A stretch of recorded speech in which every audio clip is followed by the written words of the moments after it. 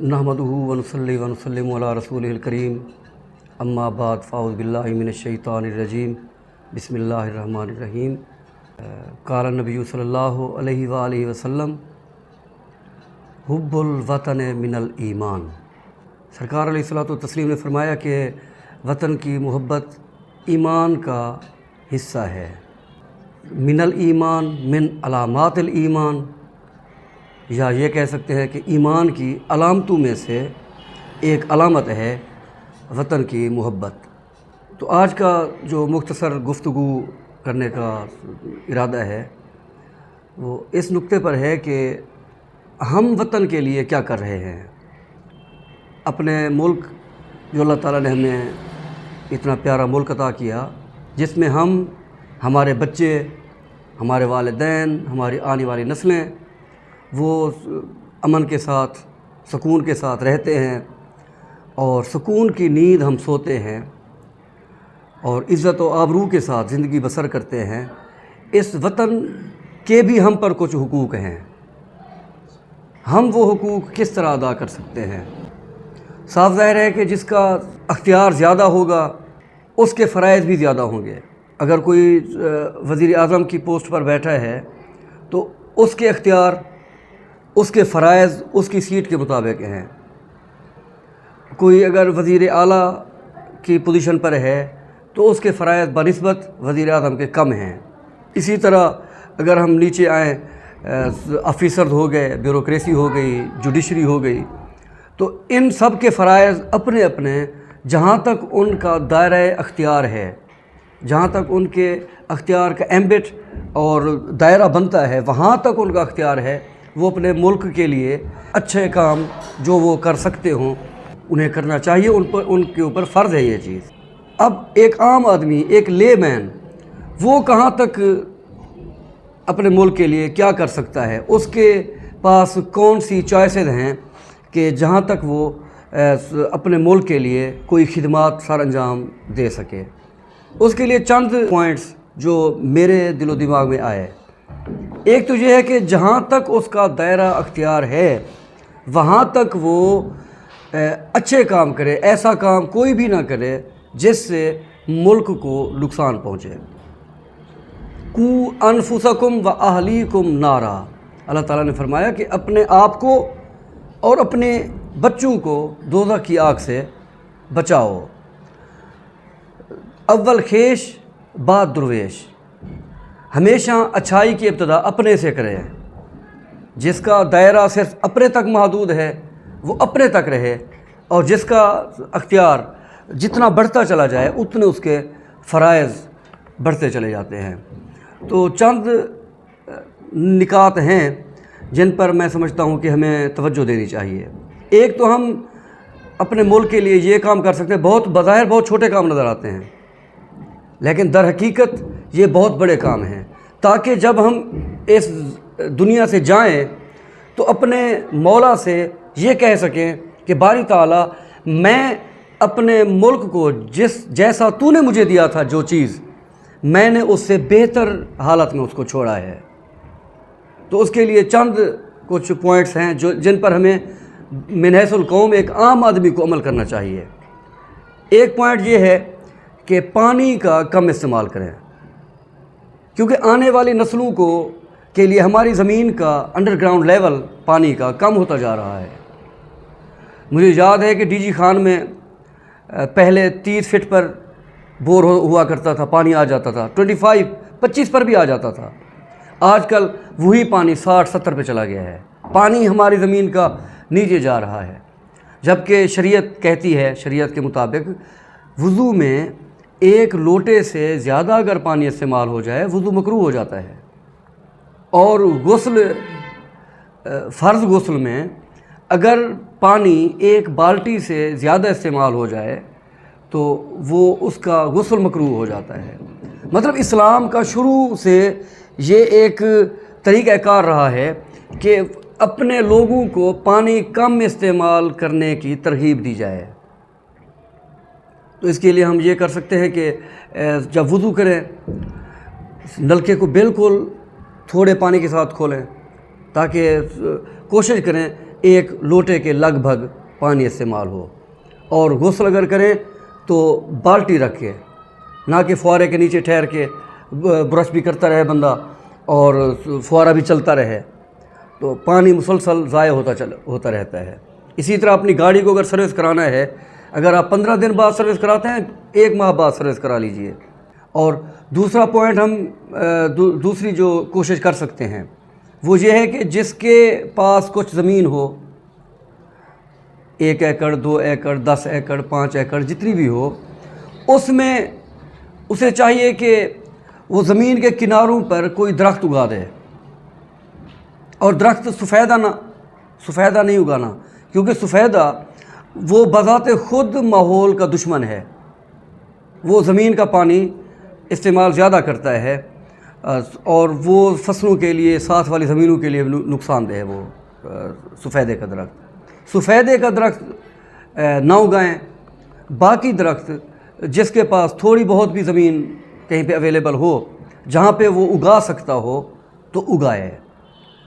तो अपने हिस्से का काम हमें करना चाहिए। ये नहीं कि हमारे एक दरख्त से क्या फ़ायदा होगा, या मेरा एक लोटा पानी इस्तेमाल करना वुज़ू में क्या फ़ायदा देगा। नहीं, हमने अपने हिस्से का काम करना है।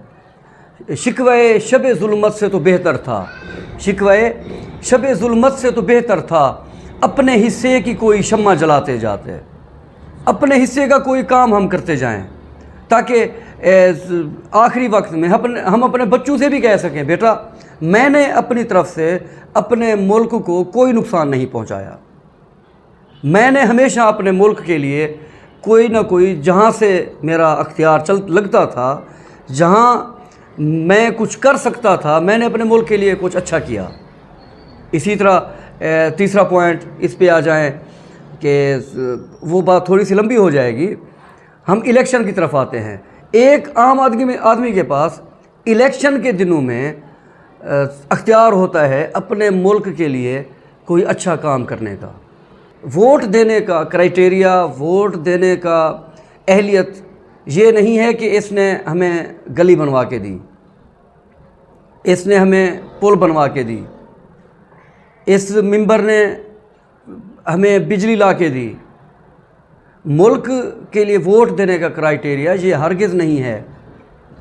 या ये कहें कि ये हमारी कुलखानी में आता है, ये हमारी शादी पे आया, हम जाते हैं, ये हमें मलिक साहब, खान साहब कहकर पुकारता है, हमें पहचान लेता है, हमारी महफिल में इज़्ज़त बनाता है, इस बिना पर हम इसे वोट दे रहे हैं।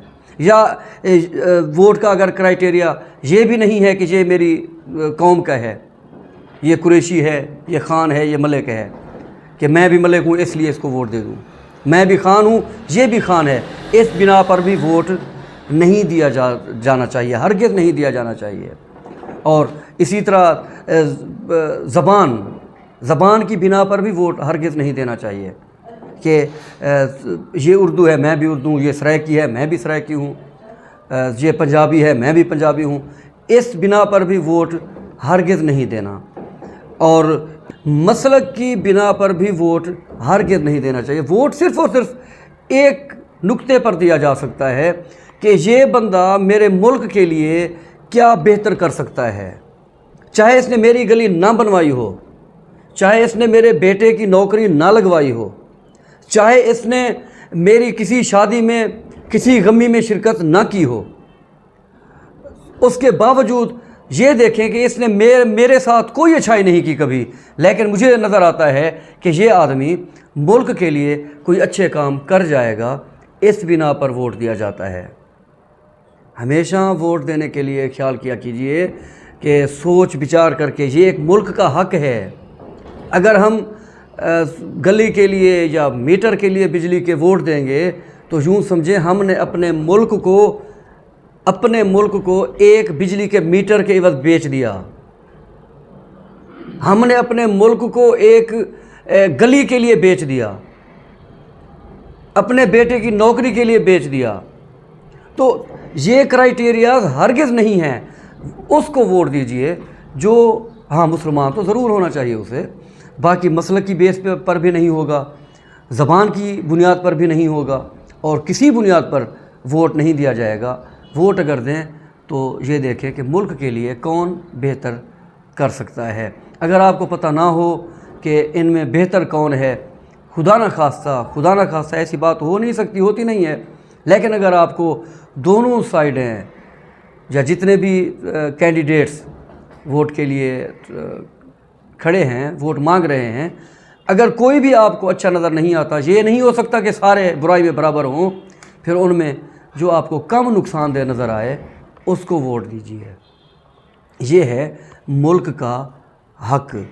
تب جا کے ہم، اگر یہ چند باتیں میں نے بتلائی ہیں کہ جن پر ہم اپنے ملک کا حق ادا کر سکتے ہیں، جب ہم اپنے ملک کا حق ادا کر لیں گے تب جا کے ہمیں ہمارے ایمان میں یہ ایک میڈل لگ جائے گا، یہ ایک نشانی پیدا ہو جائے گی، جس کو سرکار نے فرمایا حب الوطن من الایمان، کہ وطن کی محبت ایمان میں شامل ہے۔